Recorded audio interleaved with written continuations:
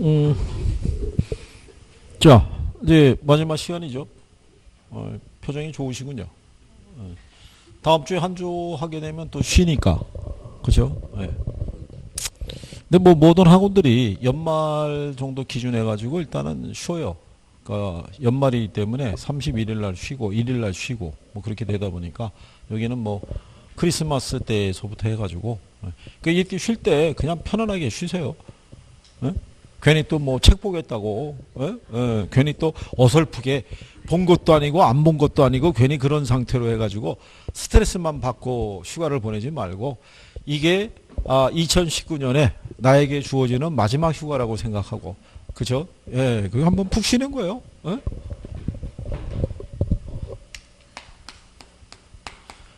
그게 괜히 부담 느끼시면 공부한 것도 아닌데 그죠? 시간 가는 것에 대한 자책만 한다고요. 예? 근데 나중에 여러분들은 시간을 물 쓰듯이 써요. 물 쓰듯이. 1월달 되면서부터 그냥 넘어가는 거예요. 내일 해야지, 다음 주에 하지, 다음 달에 하지, 봄 되면 하지, 여름 되면 하지. 그래서 슉 쓰는 거예요. 한 50일 정도는 금방 써요. 그냥 슉 사라져요. 그 나머지 한 2달 남겨놓고 그때부터 그때 발 동동동 거리면서 이제 난리 나는 거죠. 그때부터.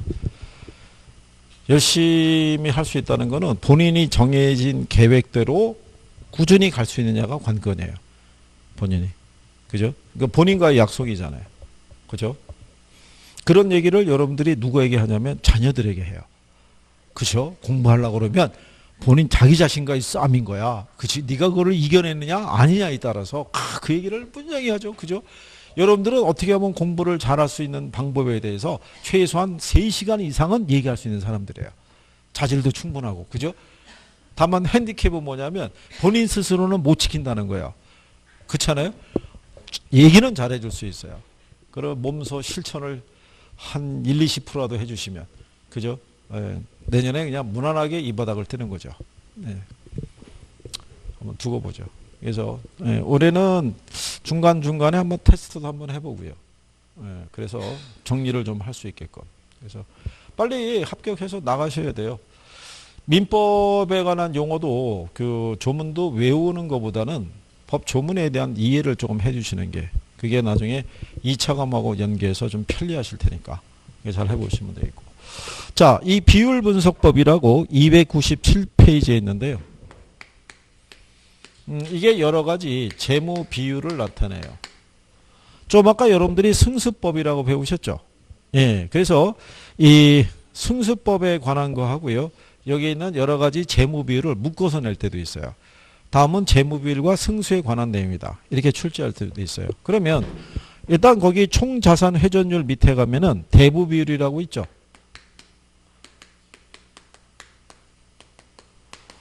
대부 비율은요. 그 부동산 가치에 대한 융자 금액에 대한 그 크기 있죠. 이거를 백분율로 나타낸 거예요. 거기 보면 부동산 가치에 대한 융자액의 비율을 말한다 이렇게 해놨죠.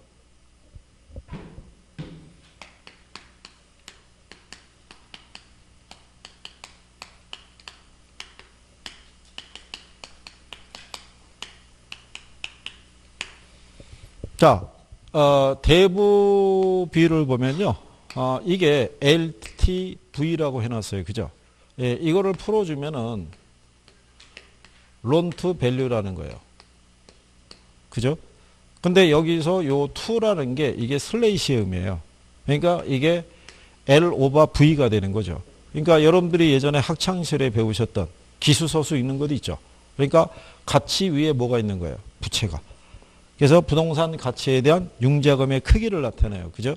그래서 만약에 대부 비율을 몇 프로 준다는 것은 50%라는 얘기는 전체 부동산의 가치가 100이라고 봤을 때 융자금의 크기가 그 절반에 해당이 된다. 이런 얘기예요.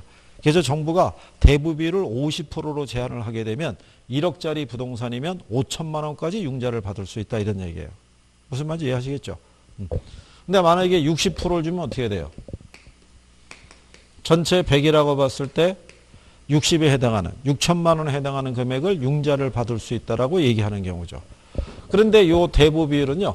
부채 비율과 밀접한 연관성이 있어요. 그죠? 요거는 지분에 대한 부채의 크기를 백분율로 나타낸 거예요. 그죠? 그러니까 여기 있는 요 지분이라는 게요. 요게 자기 자본이고요. 요 부채라는 게 무슨 자본이냐면 타인 자본인 거예요. 그죠? 그럼 전체가 100으로 봤을 때 내 지분과 부채의 크기가, 그죠? 지분의 구성이 틀리겠죠. 그러면 이제 이렇게 하는 거죠. 대부 비율이 몇 프로래요? 50%면 부채 비율이 몇 프로냐 이런 얘기죠. 그죠? 그러면 푸는 요령은 전체 구성은 100이에요. 그죠? 근데 빌린 게 얼마라는 거예요? 50. 대부 비율 50%면 이게 1로 가는 거예요. 그러면 100에서 50을 빼면 나머지가 얼마야? 50일 거 아니에요. 그러면 자기 자본이 50, 타인 자본이 50이라는 거예요. 50분의 50 하면 얼마예요? 1 나오죠. 100분율이니까 곱하기 100이 있다고요. 그러면 얘가 몇 프로? 네, 100%가 되는 거예요. 그죠? 그러면 얘가 60%라고 그러면 제가 60%라고 그러면 여기는 요 60 있죠? 이게 1로 오는 거예요. 그죠? 그럼 100에서 60을 빼면 40. 그죠? 그럼 40분의 60 하면 1.5 곱하기 100 하면 150%. 그죠? 그러니까 대부 비율이 커지면 무슨 비율도 커지는 거예요? 부채 비율도 커지는 거예요. 무슨 말인지 아시겠죠? 여러분 시험에는 이 분모 분자를 바꿔서 틀리게 해준 선례가 있어요. 부채 비율은 부채에 대한 지분의 크기를 나타내는 것이다. 그러면 틀린 거죠. 네? 항상 분수식에서는 분모부터 읽고 올라가는 거예요. 그죠? 네, 그러니까 나중에 이제 이 변화에 대해서는 또 추가로 정리하시면 되겠고요. 예. 그래서 뒤에 가면은 298페이지 상단에 가면은 박스에 명시가 돼 있죠. 50%일 때, 60%일 때, 80%일 때, 100%일 때 이렇게 해놨잖아요. 그죠? 예, 그렇게. 그 다음에 이제 그 밑에 가면 부채 감당률이라고 있죠. 298페이지에.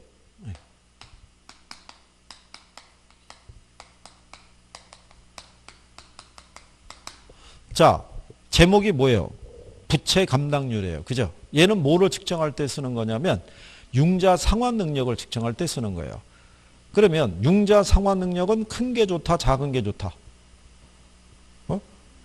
큰 게 좋죠. 빌린 돈 갚아 나갈 수 있는 능력이 클수록 좋잖아요. 그죠? 그 능력에 의해서 대출금이 결정이 된다고요. 그러니까 얘는 주로 어디에 쓰냐면 상가 같은 수익성 부동산에 쓰는 거예요. 은행에서 대출을 결정해 줄 때. 그래서 얘는 이런 거예요. 아까 여러분들이 부채 서비스액이라는 단어가 있었죠. 그죠? 그리고 뭐가 있었어요? 순영업소득이 있을 때. 아까 여러분들이 가유순 전후 그 다음에 공경부서 해봤었죠. 네, 그 안에 들어가 있잖아요. 얘가 아까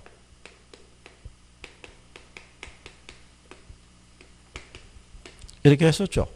네, 그러고 난 다음에 공, 경, 부, 소 이렇게 했잖아요. 여기 순이 뭐겠어요? 예. 부가 뭐겠어요? 예. 그죠? 네, 식이 생각이 안 나면 이거라도 알아도 대입할 수 있는 거예요. 그죠? 예. 그러면 이거는 무슨 얘기냐면요. 이 부동산에서 벌어들인 순영업소득으로 나한테 빌려간 원리금을 갚을 만한 능력이 되느냐를 살펴보는 거예요. 이거를. 그러면 은행에서는 상가 등에서 대출금 정해줄 때는요. 상가 건물이 있잖아요. 건물이 있으면 기본적으로 이 공간을 뭐를 줬을 때 임대를 줬을 때 발생하는 임대 수익에서 경비를 제한 수익이 있죠. 예, 그 수익을 산정할 때 기본적으로 옥상하고 지층이 있죠. 예, 얘가 임대 공간으로 활용이 돼서 수익이 나오느냐 아니냐에 따라서 이 크기가 틀려져요. 이게 이걸 평가사가 산정하기 나름이에요. 여기서는 수익이 안 나온다고 보면은 이걸 빼고 나머지 공간의 임대 소득을 가지고 이 크기를 산정해야 돼요. 그죠? 왜 저기 얼마 전에 몇 개월 됐나요? 그 푸른 기와 지배했던 그 대변인 하던 양반이 서울의 이쪽에 뭐 흑석동이 가다 상가 건물을 매입했다고요. 매입을 해가지고 대출을 끼고 매입을 했는데 그러면 담보 가치를 보고 대출을 해주거든요. 근데 이제 그 은행에서 대출할 때 평가사는 옥상하고 지층은 임대 공간이 될 수 없다고 보고 이걸 뺐대요. 빼고 수익을 산정했는데 은행에서는 이거 반영해서 대출금을 정해줬다는 거예요. 이것까지. 그래서 융자 규모가 커졌다. 또 공교롭게도 그 지점장이 또 고등학교 선배더라. 뭐 이렇게 맞물려 들어가서 특혜 아니냐 뭐 이렇게 나갔던 거예요. 그죠? 그거야 가서 봐야 하는 거지. 말로만 얘기하고 모르는 거죠. 그죠? 그러니까 그거 측정하는 거예요. 그래서 얘는 1보다 클 걸 요구해요. 1보다. 그래서 은행에서는 통상 한 1.2 이상이 되는 걸 요구해요. 그럼 1점이라는 건 뭐냐면 얘가 100만 원일 때 얘가 120이란 얘기예요. 그럼 100분의 120이면 1.2죠. 그럼 여기서 벌어들인 순영업소득 가지고 100만 원 갚고도 20만 원이 남잖아요. 그러니까는 부채 감당률이 1보다 크면 원리금 상환 능력이 충분하다고 보는 거예요. 1보다 크면 클수록. 근데 1보다 작으면 원리금 상환 능력이 부족하다고 볼 수 있죠. 얘가 100인데 얘가 80이면 100분의 80이니까 0.8 나오잖아요. 1보다 작잖아요. 그러면 여기서 벌어들인 걸로 이거 갚기가 어렵다는 얘기죠. 그죠? 그래서 이를 기준으로 판단한다는 것을 알아두시면 돼요. 부채 감당률의 용어는 아시겠어요? 네. 그 다음에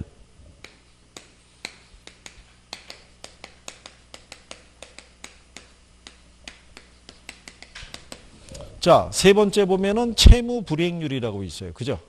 자, 요거는 채무 불이행을 했느냐를 살펴보는 게 아니라 채무 불이행의 가능성의 정도를 측정해 보는 거예요.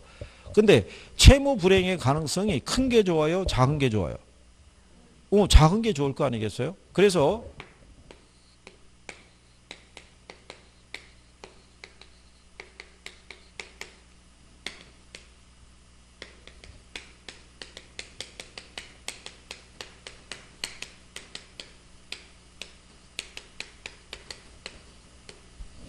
유효 총소득과 영업경비와 부채 서비스의 크기를 비교하는 거예요. 자, 근데 여기서 얘가 여기 있는 채무 불이행률을요, 다른 말로 손익분기점률이라고도 얘기를 해요. 자, 이렇게만 생각해 보세요. 얘가 총수익이고요. 위에 게 두 가지가 총비용이라고 생각해 보세요. 총수익과 총비용의 크기가 같으면 1이겠죠. 그렇죠? 수익 대비 비용의 크기가 작으면 1보다 어떻게 돼요? 작다고요. 근데 총수익보다 뭐가 크면? 총비용이 크면 1보다 크겠죠. 그렇죠? 그러니까 얘는 1보다 커야겠어요? 작아야겠어요? 작아야 되는 거예요. 부채 감당률은 1보다 커야 되지만 채무 불이행률은 1보다 작아야 된다는 얘기예요. 그죠? 그래야지만 채무 불이행 가능성이 점점 적어지겠죠.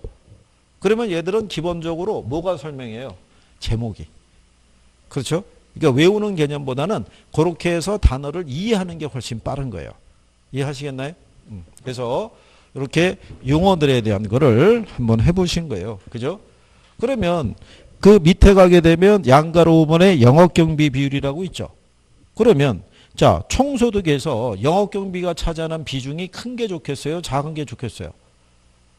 작은 게 좋을 거 아니에요. 그래서 영업경비 비율은 작을수록 생산성이 높다고 얘기하는 거예요. 그래서 우리가 웬만하면은 용어가 주어질 때요, 낯설지만 외운다는 개념보다는 조금 뭐 하는 게 필요해요.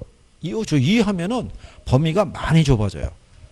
그러면 뭐 간결해지잖아요, 자꾸. 그럼 분량이 적어지는 게 필요로 하는 거죠. 예, 그래서 그렇게. 자, 여기까지 해서 우리가 투자론에 대한 기본적인 내용을 한번 살펴봤어요. 그리고 여기 뭐 계산 논리 있거나 이런 거에 대해서는 지금은 부담을 가지실 필요는 없는 거예요. 그죠? 네. 뭐 시간이 지나면 또 해야 하네요.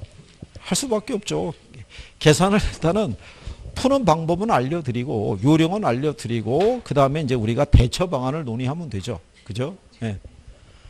대처 방안을 논의한다는 얘기는 계산이 안 되는 사람에게 강제로 그죠? 헤드락 해갖고 끌고 가가지고 너는 무조건 이 계산을 해야 돼 그러면 그 사람은 이중고에 시달리잖아요. 용어도 이해가 안 돼, 계산도 어려워. 그러면 어떻게 하겠어요? 설 자리가 없잖아요. 그러니까 짐을 덜어줘야죠. 계산 안 해도 돼. 빼주는 거죠. 이론만 해도 돼. 이렇게 해줘야 그 양반이 어떻게 해볼 만하다고 생각할 거 아니겠어요? 그러니까 선택은 여러분이 하지만 어쨌든 간에 대비는 우리가 또 해봐야 돼요.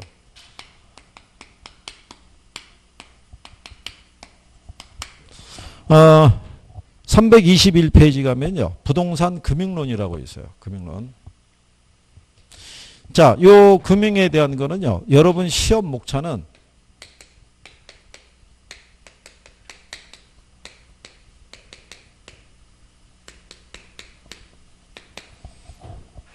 요렇게 한 줄로만 돼 있어요. 그런데 평균적으로 4문항에서 5문항이 나와요.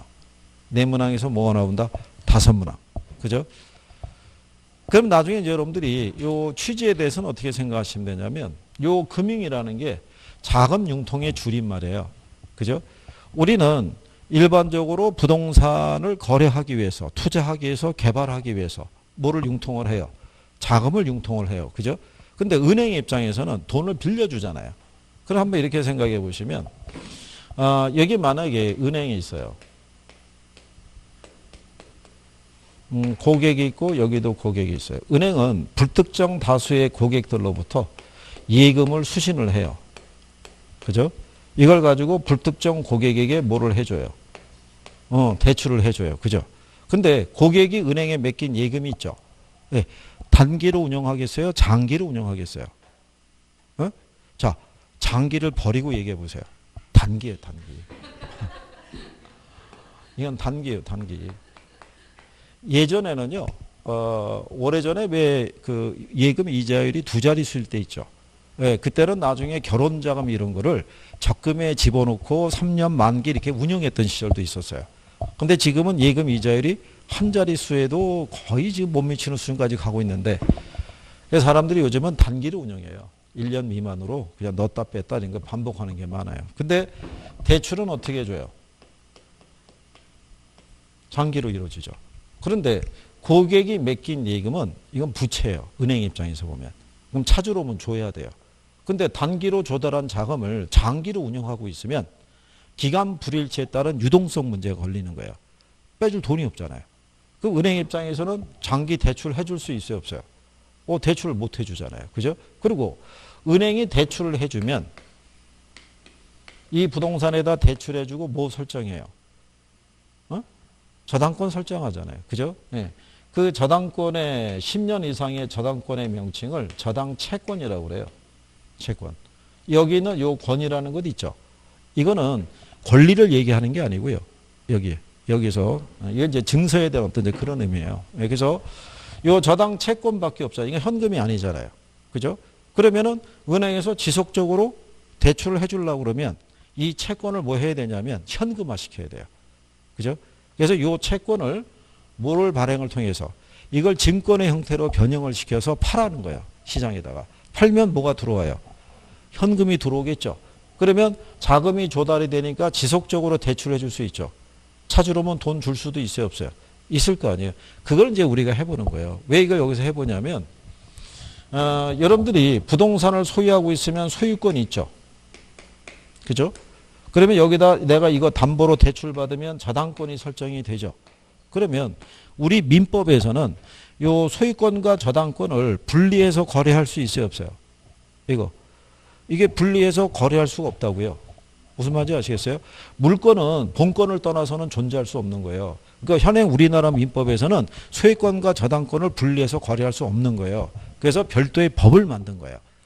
자산 유동화에 관한 법률 등을 제정을 해가지고 이 소유권과 저당권을 분리해가지고 시장에서 유통이 가능하게끔 허용을 해준 거예요. 근데 유통을 시킬 때 저당권 자체로는 유통을 시킬 수는 없고요. 반드시 뭐를 발행해서 증권의 형태를 빌려서만 유통이 되게끔 해준 거예요. 그 일련의 가장 기본적인 과정을 배워가시는 거예요. 그래서 이게 두 개로 나눠져 있어요. 1장이 금융, 2장이 증권. 이렇게 두 가지로.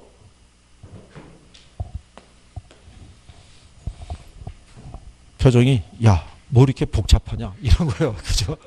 그냥 처음에는 다 복잡해요. 처음에 복잡하지 않은 게 어디 있겠어요. 그죠? 다 낯설고 그런 거죠.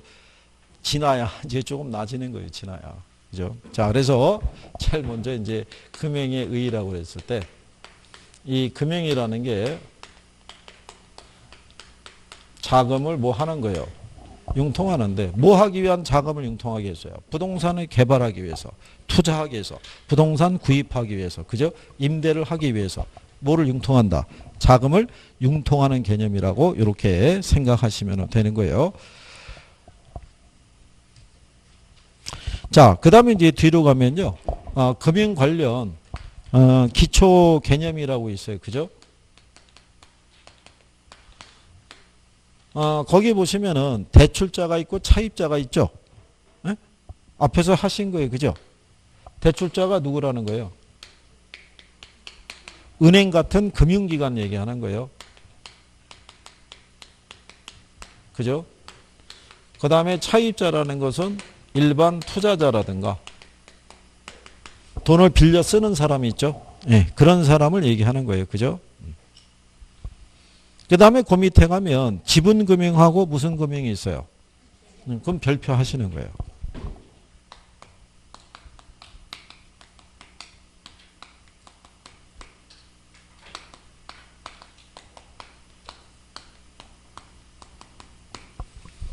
자, 여러분들이 보시면 내가 이제 부동산 개발 사업에 투자하려고 해요.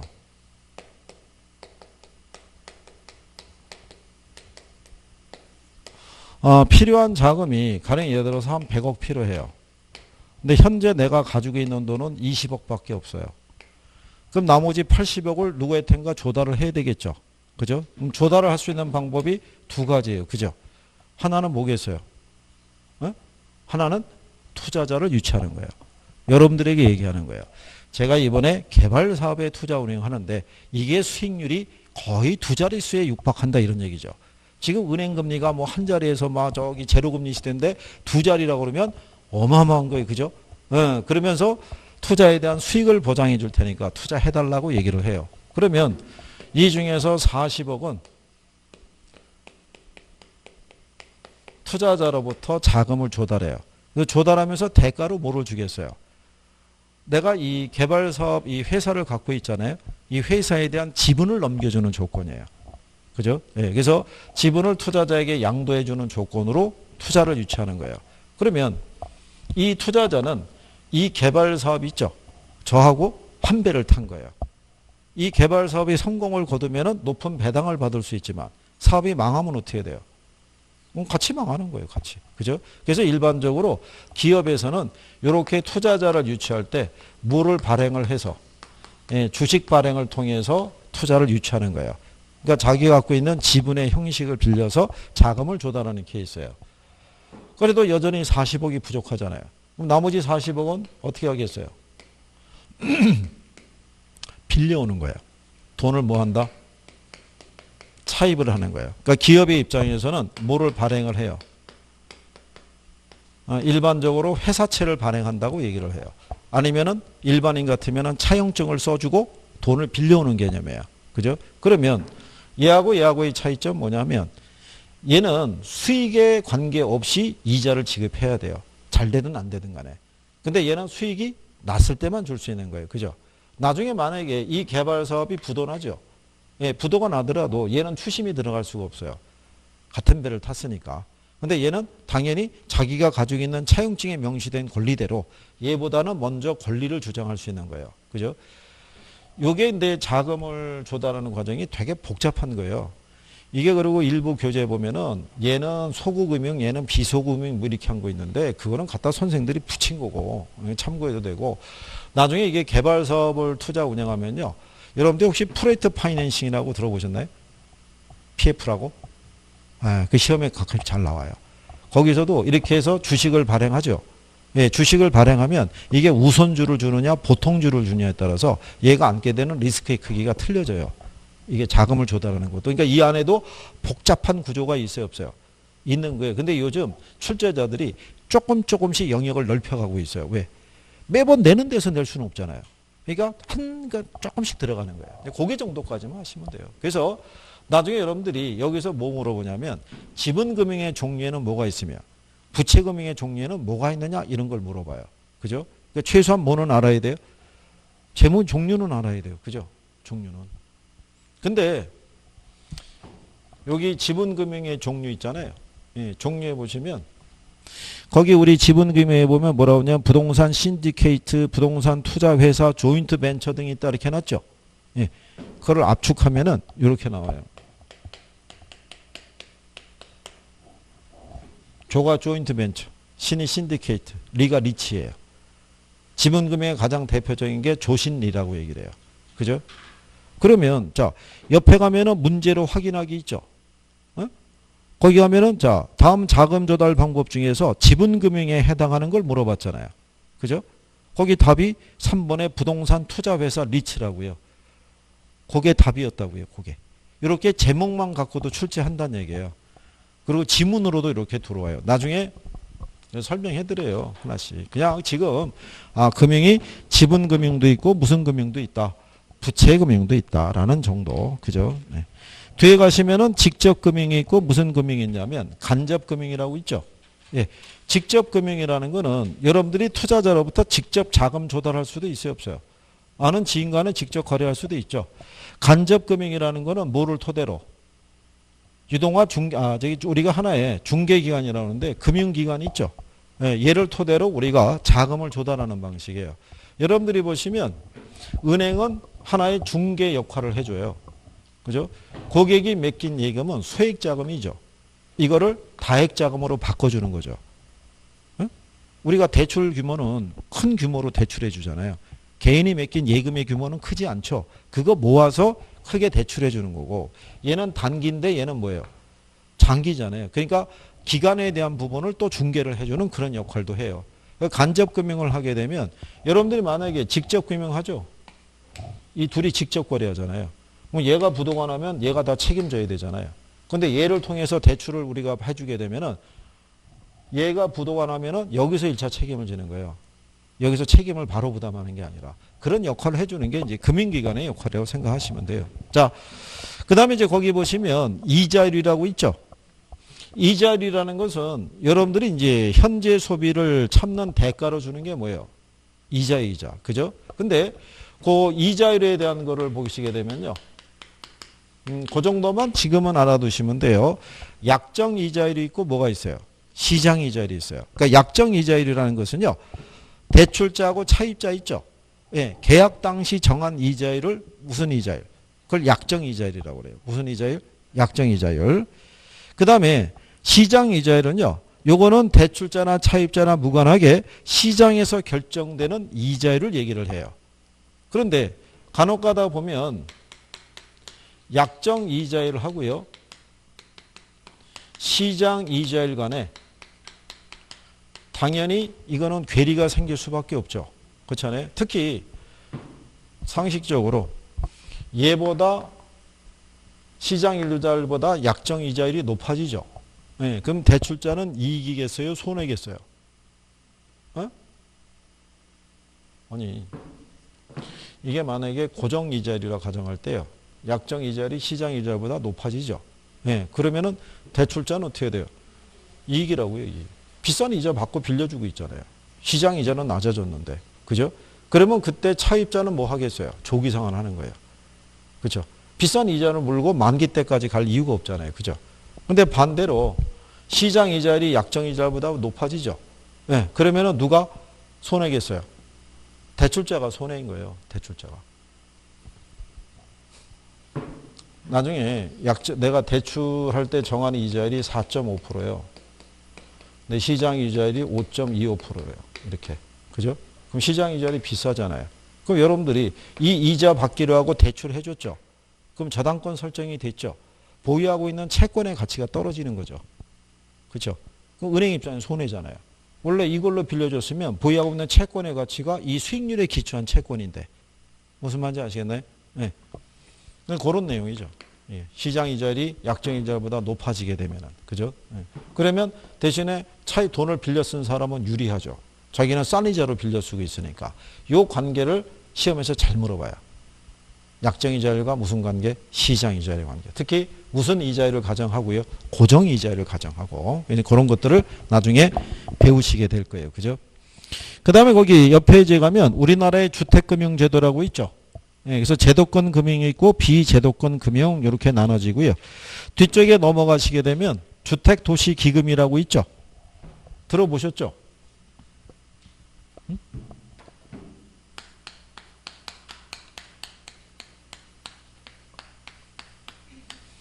이 주택도시기금의 전신이 뭐냐면 그게 국민주택기금이에요. 국민주택기금의 명칭이 그게 주택도시기금으로 바뀐 거예요. 이게 여러분 시험에는 한 2번 인용이 됐어요. 최근에 나온 거는 이게 한 3년 전에 한번 나왔어요. 이 명칭이 바뀌면서 이게 그러면 여기 있는 이 국민주택기금하고 주택도시기금으로 바뀌면서 차이가 뭐냐면 이게 계정이 2개로 나눠진 거예요. 이게 주택계정하고요. 그 다음에 도시계정하고 2가지로 나눠진 거예요. 그러면 예전에 국민주택기금은 무슨 계정밖에 없었다? 주택계정밖에 없었던 거예요.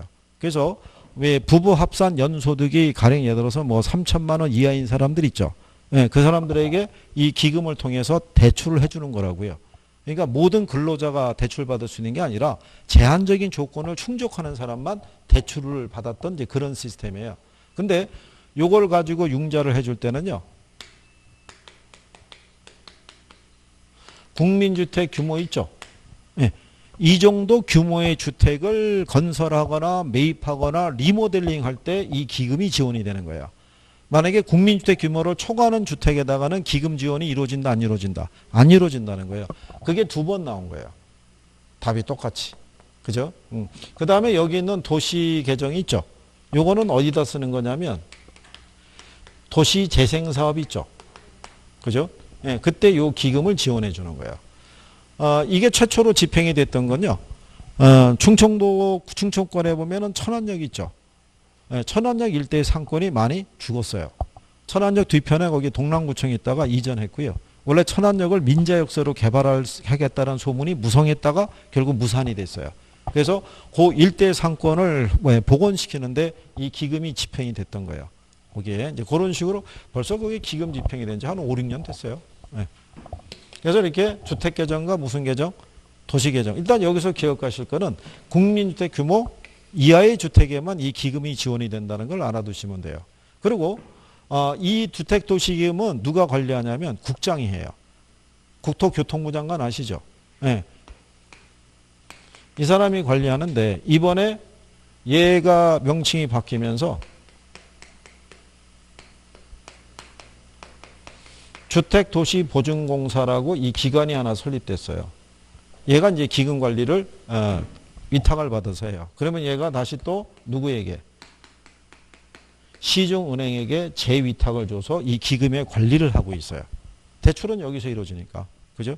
그래서 여러분들이 은행 가시잖아요. 은행 가시면은 거기 명판이 붙어 있어요. 주택도시기금 관리은행 있죠. 이런 식으로 붙어 있어요. 옛날에는 그게 뭐였는데? 국민주택기금이었는데 명칭이 바뀐 거예요. 이게. 그래서 그런 내용 정도 여러분들이 구별할 수 있으시면 되겠죠. 그래서 거기 주택도시기금이 있고요. 기금의 운영 관리 있잖아요. 그래서 요거를 이제 누가 하게 하냐면은 얘가 이제 새로 만들어졌다 보시면 되겠고. 그래서 거기 여러분들이 보시면은 그 327페이지 상단에 가면 기금의 용도라고 해놨죠. 거기 327페이지 상단에 가면 기금의 용도. 거기 보면 국민주택이라고 해놨죠. 그 다음에 국민주택 규모의 이하의 주택의 구입, 임차 또는 개량이죠. 쭉 가다가 미임을 갔더니 국민주택 규모 이하인 주택의 리모델링이죠. 이거를 국민주택 규모 이상인 주택의 리모델링에서 틀리게 한번 나온 거예요. 이게. 그리고 이제 그 밑에 가게 되면 양가로 5번에 주택도시보증공사라고 해놨죠. 이 주택도시보증공사의 전신이 뭐냐면 그게 대한주택보증주식회사예요. 대한주택보증주식회사라고 혹시 들어보셨나요? 이게 민간 건설업자가 사업자가 20호 이상의 주택을 건설할 때는요. 이게 대한주택보증주식회사에 주택 분양 보증을 받아야 돼요. 그래야지 이게 허가가 떨어지는 거예요. 무슨 얘기냐면 우리나라는 선분양이잖아요. 그죠? 선분양하다가 시공사 부도날 수 있어요, 없어요? 부도나면은 수분양자들이 고스란히 피해를 떠안을 거 아니에요. 그러니까 여기 있는 시공사들이 주택 분양 보증에 가입을 해야 돼요. 거기다 가입을 해서 얘네가 부도가 나더라도 거기 있는 예전에 대한주택보증주회사가 제3의 시공사를 선정해서 공사를 완성을 시켜주거나 아니면 수분양자들이 3분의 2가 원하면 그동안에 냈던 계약금과 중도금을 돌려주는 제도라고요. 그러니까 피해를 줄이기 위해서. 그래서 그 대한주택보증 주식회사가 이걸로 바뀐 거예요. 주택도시보증공사로. 그래서 주택도시보증공사가 그 업무를 지금도 계속 수행하고 있는 거예요. 업무를. 그러니까 그런 정도 뭐 참고하시면 될 거고요. 그래서 여러분들이 뒷페이지에 넘어가시면 중간에 문제로 확인하기라고 해놨죠. 그게 시험에 나왔던 거예요. 주택도시기금 법령상 주택도시기금 중 주택 개정의 용도가 아닌 거 물어봤죠. 그래서 4번을 가게 되면 국민주택 규모 이상인 주택의 리모델링에 대한 융자라고 해놨잖아요. 그래서 걔가 틀린 거예요. 그죠? 근데 가끔 이런 식으로 법령이나 뭐가 바뀌면은 출제를 해요. 그거를. 근데 이걸 한 번이라도 들어놓게 되면 시험장에 가면은 수월하게 맞출 수 있는데 전혀 들어본 적이 없으면은 무지하게 어려운 거예요.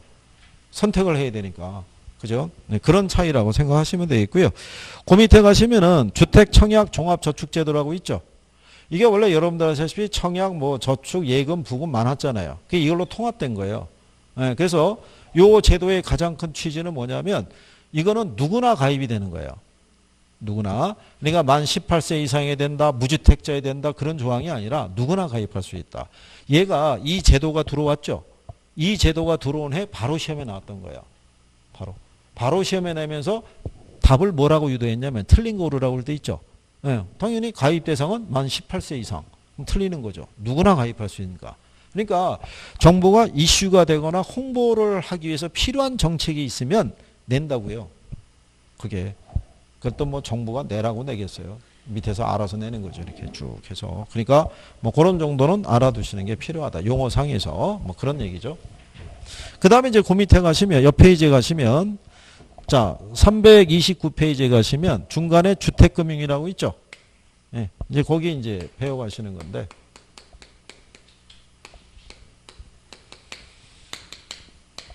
그러면 주택금융이라는 거는 결국 뭘 하기 위한 우리가 자금을 융통하는 거겠어요. 주택을 구입하거나 임대하거나 뭐 이거 개발하거나 뭐 이런 것 등을 하기 위해서 필요한 자금을 융통한다라고 보시면 되겠고요. 거기 보면 이 종류를 보게 되면 주택 무슨 금융이 있어요? 예, 소비금융이라고 있죠. 예, 이게 우리가 일반적인 수요자 금융이라고 되긴 해요. 그래서 거기 보면 저당대부라고 해놨죠. 그죠? 예, 저당대부라는 게 말 그대로 부동산 담보 대출이다라고 생각을 하시면 돼요. 그죠? 그러면 여러분들이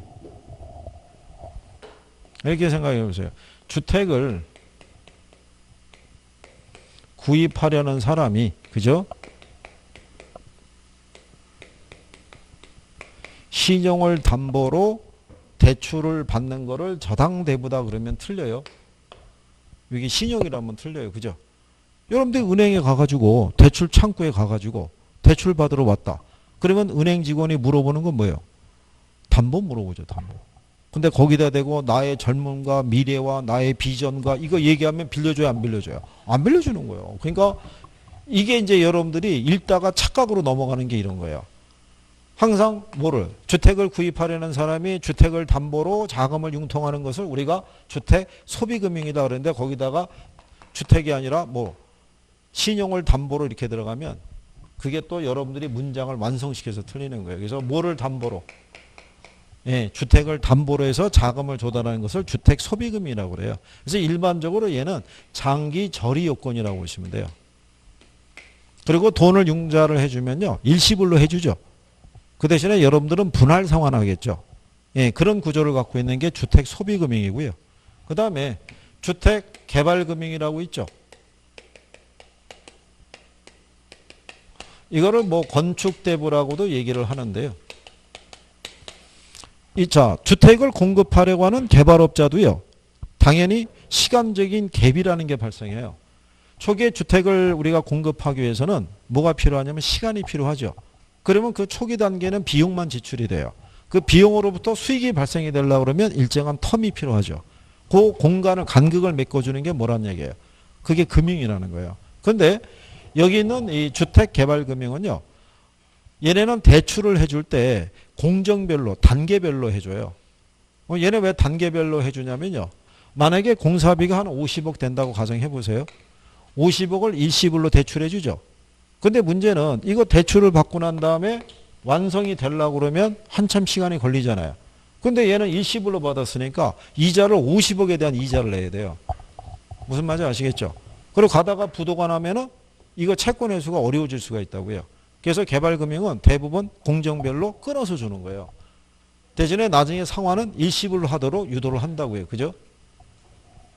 그런 차이가 있다라고 생각하시면 되겠죠. 그러니까 용어 조금 이해할 수 있으시면 예, 구별할 수 있다라고 이렇게 보시면 돼요. 그래서 건축 공정에 따라 단계별로 제공이 되고요. 완공이 되면 일시불로. 그죠? 예. 그 다음에 뒤로 넘어가시면요. 주택금융의 기능이라고 나와 있어요. 그죠? 기능이라고.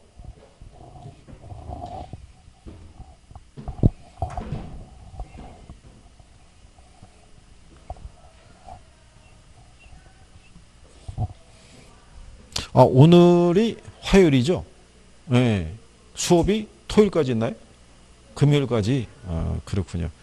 그래서 아직은 표정이 좀 우울하시군요. 오늘 지나고 내일 쉬는 게 아니라 앞으로 3일을 더 수업을 들어야 되니까 표정이 점점 우울해지고 있어요. 월요일 날은요. 어쩔 수 없이 나와야 되거든요. 그죠?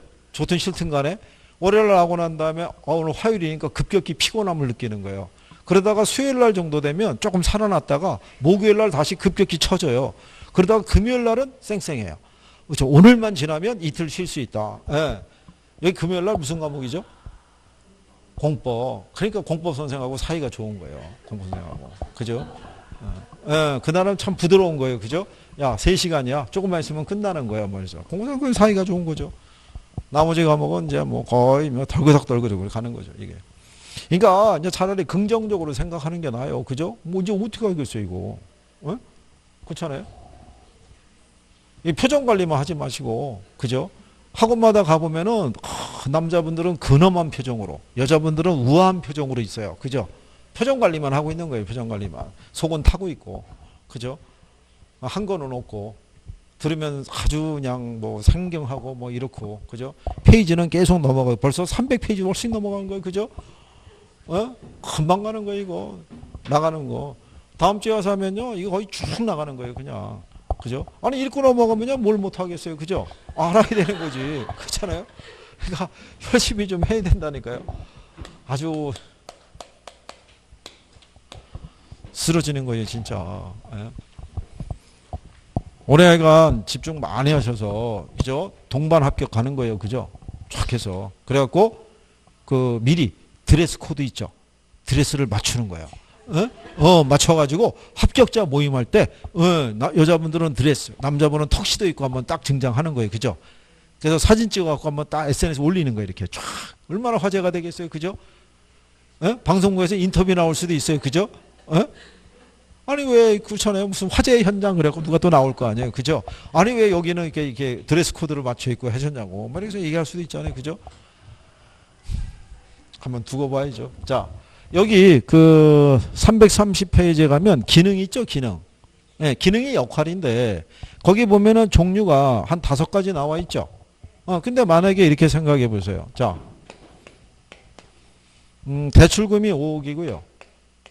연리 1%고요. 대출 기간이 30년이래요. 자, 이런 식의 대출 상품이 있어요. 그죠? 그럼 우리는 대출 받아야 안 받아요? 대출 받을 거 아니에요? 연리 1%면 공짜인데. 그죠? 그러면 거기 나온 것처럼 주택거래가 활성화되겠죠. 그렇죠?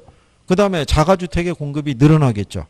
그렇잖아요. 근데 조건이 뭐냐면 이 조건으로 대출 받으려고 그러면 청약저축에 가입을 해야 된대요. 조건이. 그러면 저축이 유도가 되겠죠. 그 자체로도 주택기금이 또 조성이 될 거 아니에요. 그죠? 정부는 자, 이 상품을 판매를 했다가 그죠? 양을 줄일 수도 있고 늘릴 수도 있어요, 없어요? 그러면서 경기를 조절해 갈 수도 있는 거예요. 이해하시겠나요? 네, 그래서 이게 금융이라는 역할이 지금은 무척 중요한 거예요. 그래서 지금은 학자들의 논리에 의하면 부동산 시장하고 금융시장은 통합되어 있다고 보는 거예요. 하나의 시장이다. 그죠? 네, 그래서 그런 논리로 보시면 되겠고요. 거기 보시면 주택금융 관련 위험이라고 해놨죠. 위험. 위험을 보시면 제일 먼저 나오는 게 채무 불이행 위험이라고 있어요. 그죠?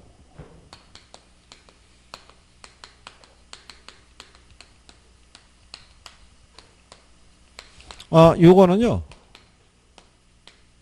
대출이 실행이 되고 난 다음에요. 차입자에 가령 예를 들어서 그 소득이 낮아지거나 아니면 주택 가치가 대출 잔액에 미치지 못했을 때 있죠.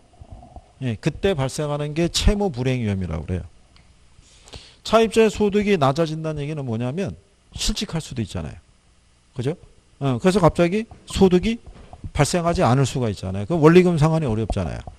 주택 가치는 떨어질 수도 있어요, 없어요? 있죠. 그게 대출 잔액에도 못 미치면 채무 불행 위험이 발생하는 거예요. 그래서 은행에서는 여러분들이 아시는 DTI라고 아시죠? 총부채 상환비율 아시죠? 네, 소득에 기초해서 융자해 주는 거예요. 그래서 요 비율을 정해 놓고 이 비율 한도 내에서만 대출해 주고요. 그 다음에 주택 가치라는 게 변화가 있을 수 있으니까 아까 여러분들이 배우신 뭐가 있었어요? LTV 있죠? 대부 비율. 이거를 설정해 주는 거예요. 그러니까 부동산의 가치가 100이라고 그러면 100 다를 배출해 주진 않는다는 얘기예요. 60%면 60%, 70%면 70%까지만 상한을 두고 대출해 주는 거예요. 주택 가치는 하락할 수도 있어요, 없어요? 하락할 수도 있는 거예요. 옛날에 그 일본에서 거품 경제 시절 있죠? 그때 만약에 이런 거 있다고요. 1억엔짜리 부동산인데 거품 경제 시절 때 얘가 3억엔까지 뛴 거예요. 근데 3억엔을 대출해 주고요. 그 사람 개인 신용으로 1억엔을 대출을 더해 준 거예요. 그래서 이게 4억엔을 대출해 줬을 거 아니에요? 근데 거품이 꺼지면서 4억짜리가 다시 1억으로 떨어진 거예요. 그러면은 채권 회수가 돼야 안 돼요? 안 되죠. 그래서 일본 은행에서는 부도나서 없어진 은행들도 있었고요. 그래서 지금 남아있는 은행 중에서도 자회사가 있어요. 그 자회사는 이 채권 처리하는 거예요. 부실 채권 있죠. 아직까지도 처리가 하고 있을 거예요. 이게 담보는 잡아놨는데 가치가 떨어져 있잖아요. 얘가 올라가야지만 이게 채권 회수가 될 텐데 거품 경제가 끝나고 난 다음에 걔네도 10년 이상의 장기 불황이 시달렸던 거 아니에요. 그러니까 그게 회수가 안 되는 거죠. 그게. 근데 그거를 얘네들은 외부로 노출은 잘 안 하죠. 그 자체가. 근데 걔네는 괜찮아요. 왜? 전 세계에서 저축액이 제일 많은 나라가 누구겠어요? 일본이라고요. 그러니까 걔네는 기초가 튼튼하다고요. 그래서 웬만한 거 갖고는 흔들리지 않는다고요. 그죠? 근데 우리나라는 저축에 대한 부분이 훨씬 덜 하죠. 그래서 뭐가 우리는 무서운 거냐면 가계부채가 무서운 거예요. 갚을 여력이 없으니까. 그래서 정부가 그거를 걱정해가지고 우리나라 이 주택담보대출 있죠. 예, 주택담보대출이 만약에 500조가 주택담보대출이 있으면 그중에 90%가 이 변동금리라고요. 그죠? 그럼 만약에 금리가 올라가면 어떻게 되겠어요? 상환부담이 어마어마해지는 거예요. 그죠? 여러분들이 왜 시중에 보게 되면 그 금융통화위원회라고 있죠. 예, 금통위에서 매월 셋째 주 목요일 날 기준금리를 조정을 해요. 그 기준금리를 조정할 때 1%포인트씩은 조정을 안 해요. 이게 1%포인트라는 건 어마어마한 거예요. 그죠? 우리나라 가계대출이 만약에 1000조라고 생각해 보세요. 1000조에 1%면 얼마겠어요? 1조 1조. 그러면 이자로 1조가 날아가는 거예요. 그죠? 한 번에. 그러니까 대부분 0.25%포인트씩 조정하는 거예요. 이걸 베이비 스텝이라고 얘기를 해요. 예전에 그 미국의 유명한 그 연준에 그 앨런 그린스펀이라는 그 의장이 있었어요. 그 양반이 금리 조정을 항상 이런 식으로 조정했어요. 그래서 우리도 항상 보게 되면 요 크기만큼 조정을 해요. 0.25%포인트씩만큼 이렇게. 그래서 시장 금리가 어떻게 기준 금리가 어떻게 바뀌냐에 따라서 시장의 부동산 거래나 이런 것들의 영향이 바로 들어가요. 그죠? 개인의 입장에서 보면 얼마가 아닌데 전체 규모로 보면 어마어마한 거예요. 그죠? 네, 그래서 정부가 지금 저기 시중에 가계대출 있죠? 예, 변동금리로 대출받은 거 고정금리로 갈아타게끔 지금 상품을 계속 내놓는 이유가 거기 있는 거예요. 기초체력은 부실한데 만약에 이게 변동금리에서 시장금리가 확 상승하게 되면 우리는 갖고 있는 게 집밖에 없잖아요. 그렇잖아요. 근데 지금 여러분들이 보시다시피 고용이나 이런 게 40대가 고용이 불안정하다고 그러잖아요. 그러면은 가장 그 연령대가 대출이 많은 시기라고요. 그렇지 않겠어요? 그러다가 이게 상환에 대한 부담이 커지면은 그냥 연체자가 확 늘어나게 되면 그렇다고 해서 여러분들이 지위 쏟아져 나오죠. 쏟아져 나온다고 그게 다 소화가 되겠냐고요. 집값이 워낙 올라가 있는데 그게 어렵다고요. 그래서 그런 거 다 살펴봐야 돼요. 자, 옆에 가면은 조기상환 위험이라고 있죠. 걔는 별표하는 거예요.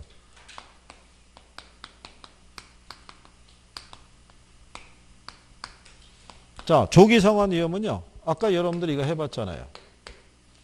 약정 이자율이 있고 무슨 이자율이 있을 때, 시장 이자율이 있을 때, 뭐가 높아질 때 조기상환 되겠어요. 이건 이제 고정 이자율일 때 얘기해요. 그렇죠? 뭐가 클 때 조기상환 하겠어요. 어? 잘 생각해 보세요. 뭐가 높을 때 조기상환 하겠어요. 어? 이게 높으면 조기상환 하죠. 이게 높으면. 나는 5.25%로 대출받은 거고요. 시장 금리가 지금 4.75%예요. 그렇죠? 그럼 나는 0.5%만큼 매달 이자를 더 내고 있다는 얘기잖아요. 그럼 나는 손해잖아요. 그럼 무슨 상환 해야 돼요? 조기 상환 해야 되는 거예요. 그러면 누가 손해라는 거예요? 은행이 손해죠. 네, 은행이 왜 손해겠어요? 은행이. 자, 나는 원래 이거 받고 대출했잖아요. 여러분들 아시다시피 은행의 주 수입원 중에 하나가 예대마진이에요. 그죠? 예금금리하고 대출 이자율의 차이 있죠. 네, 그게 이제 주 수입원 중에 하나인데 이 상태로 이자를 받는 걸로 생각해서 운용을 했는데 이 사람들이 조기 상환하는 거예요. 그러면 조기 상환 받아서 다시 대출해주면 이자를 이거밖에 못 받아요. 그러니까 자산 운용의 수익률이 떨어지잖아요.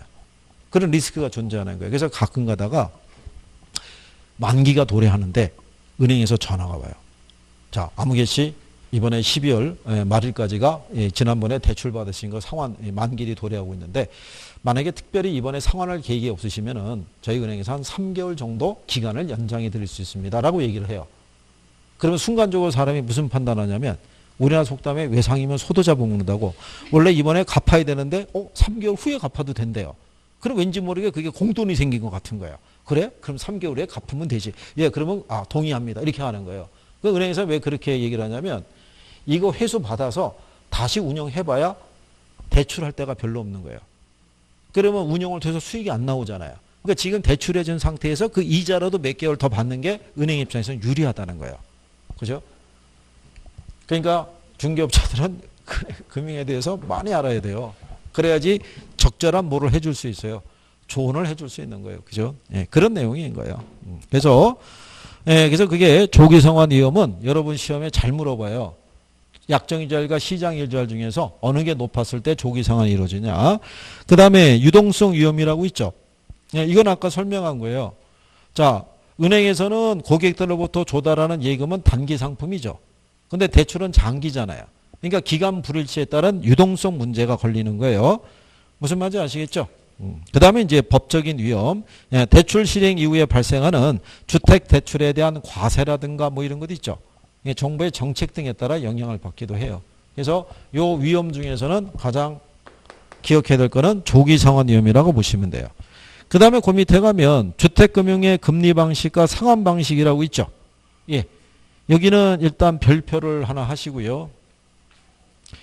페이지를 넘기시게 되면은 333페이지 거기 하단에 가면 주택금융의 원리금 상환 방식에 의한 구별이라고 있죠. 걔는 별표가 3개예요. 그러니까 걔는 이론도 낼 수 있고요. 계산도 낼 수 있어요. 걔는. 그래서 그 내용에 대해서 우리가 여기 금융의 금리 방식과 상환 방식에 대해서 다음 주에 이제 여기서부터 해보시죠. 그래서 다음 주에 오시면 금융하고 개발 뭐 관리 마케팅 이런 정도 하고요. 간평은 뭐 입문할 때는 안 들으셔도 돼요. 나중에 기초 이론 할 때 이렇게 들으셔도 되기 때문에 그거는 큰 무리가 없다 이렇게 보시면 돼요. 그리고 미리 말씀드리지만 간평 어렵지 않아요. 간평이 어렵다고 생각하시면 오히려 간평이 더 나은 거예요. 왜냐하면 금융하고 경제하고 투자 있죠. 얘는 유관 분야가 많기 때문에 얘는 낼 수 있는 범위가 다양하다고요. 근데 간평은 딱 정해진 거 말고는 없어요. 얘는 법 조문에서 움직이는 거기 때문에 간평 이론은 바뀐 게 없다고요. 그러니까 여기가 계산에 대한 게 부담이 되면 계산 안 해도 돼요. 나머지 이론에 대한 거는 다 맞출 수 있어요. 기본적으로. 그죠? 올해 이거 공부하신 분들이 간평에서 이론 나온 건 다 맞췄어요. 이론 쉽게 나오니까. 그러니까 복잡하게 생각할 필요가 없는 거예요. 원래 정상적으로 간평도 한 두세 번 들으면은 간평도 할 건 없어요. 근데 사람들이 간평에 대한 부담만 갖고 있는 거예요. 부담. 어렵다더라. 뭐 괜히 이런 것도 있죠. 안 하니까 어려운 거죠. 뭐 하면 다 우리가 해나갈 수 있는 거예요. 그죠? 오늘 벌써 용어 우리가 했을 때 아까 위험 딱 들어오면서 배웠죠. 처음에 분산 표준편차 알려드렸고 표준편차가 큰 게 좋다 작은 게 좋다. 작은 게 좋다. 사업위험하고 금융위험 이런 거 있었죠. 사업위험을 우리가 겪지 않으려고 그러면 뭐 사업 안 하면 되는 거예요. 그게 위험을 회피하는 방법이에요. 그죠? 그러니까 그런 표현만 좋아하는 거예요. 그죠? 그러니까 이제 그런 걸 왜 얘기하겠어요? 그게 기억이 나니까. 금융위험을 겪지 않으려고 그러면 돈 안 빌렸으면 되는 거죠. 그러면 금융위험을 겪지 않아도 되는 거예요. 그죠? 이해하시겠나요? 자, 수익률 들어가서 기대 수익률하고 요구 수익률 비교하죠. 뭐가 클 때 투자해요? 기대 수익률이 클 때 투자하는 거예요. 내가 투자할 때는 내가 감수하는 위험에 대한 대가 있죠. 그게 반영된 수익률이 요구 수익률이에요. 내가 감수해야 되는 위험보다도 더 큰 수익을 기대할 수 있으면 나는 위험을 감수하고 뭐 할 수 있다?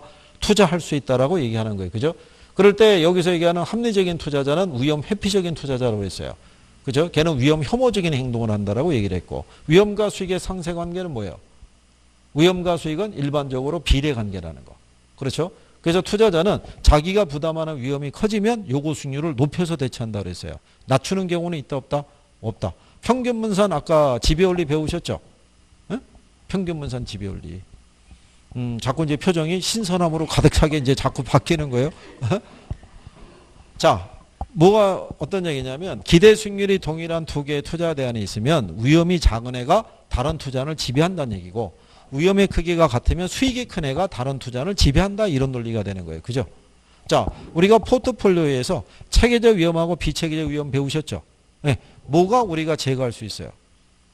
비체계적 위험을 제거할 수 있다라고 얘기한 거예요. 그죠? 그거는 또 기억을 해 주셔야 돼요. 그죠? 아까 우리가 미래가치, 현재가치 했을 때 역수관계 이거 그린 거 기억하시나요? 이모티콘? 네? 네, 그런 정도 기억하시면 되겠고 그 다음에 가유순전후 아시죠? 네? 공경부서 아시죠? 네, 현금, 영업현금 흐름의 순서예요. 순서. 승수는 큰 게 좋다 작은 게 좋다? 승수는 작은 게 좋잖아요. 승수가 회수기간이니까. 그죠? 그래서 총소득 승수하고 순소득 승수를 비교하면 어느 게 커요?